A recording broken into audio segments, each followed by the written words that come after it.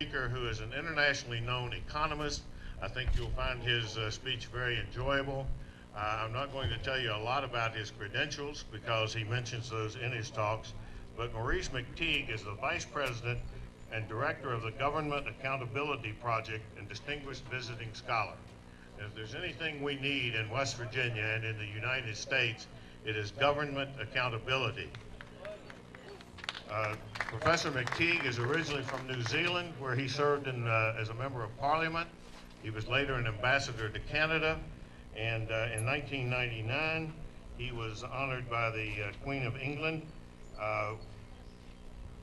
with the Queen's Service Order in recognition of his public service. He has served in various capacities in the government of New Zealand, and the one that was best was the Director of Finance. So at this time, I'd like to present to you Maurice McTigue.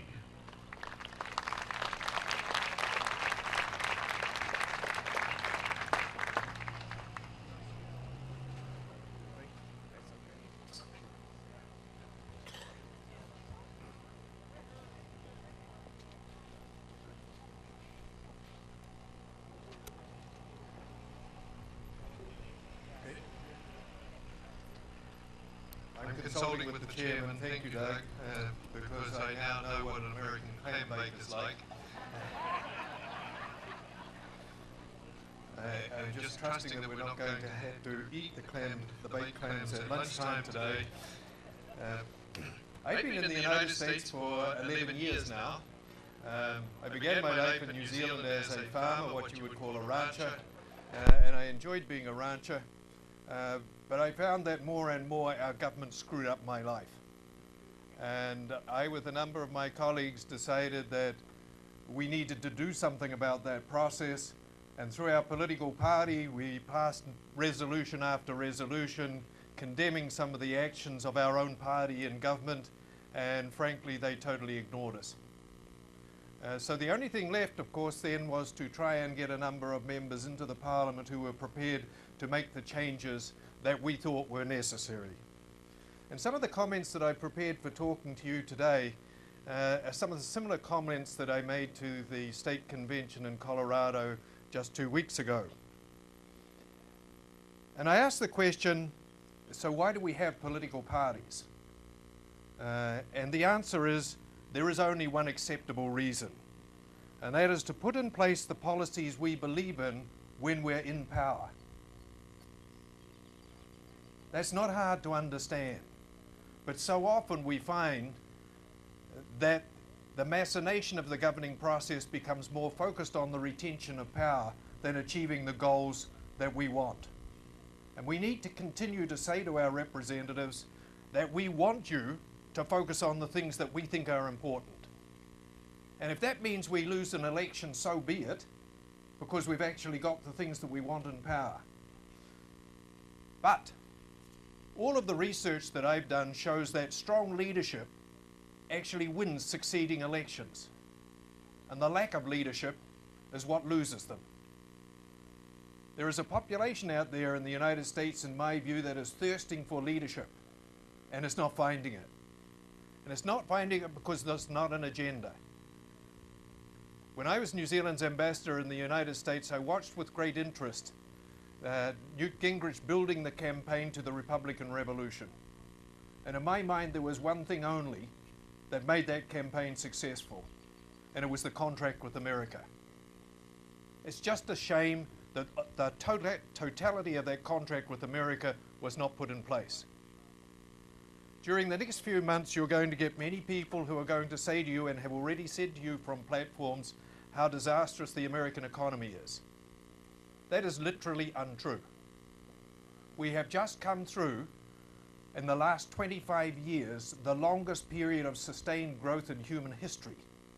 The world is more prosperous now than it has ever been before. The size of the American economy is 2.5 times what it was just in 1980. Unemployment is at a historic low level, but there are parts of the country where that's not literally true.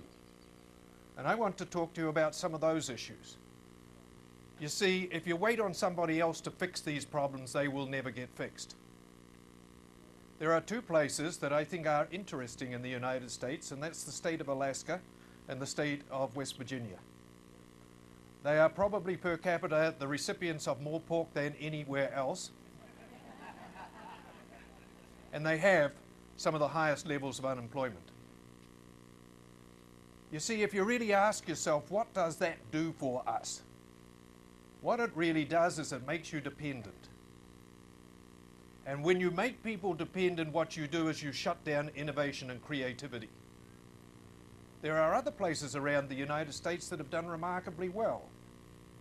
Just to the east of you, in North Carolina, there's the technology triangle, where growth has been high, where incomes have been high, and where prosperity has dramatically increased.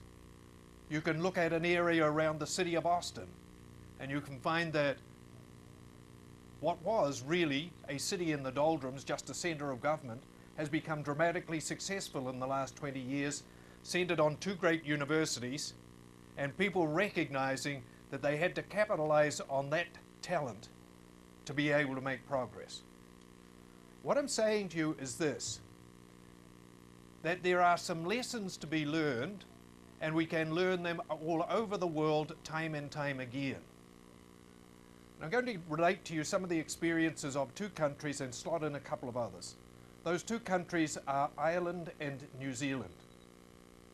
Ireland for the last 200 years has had as its major export Irish people.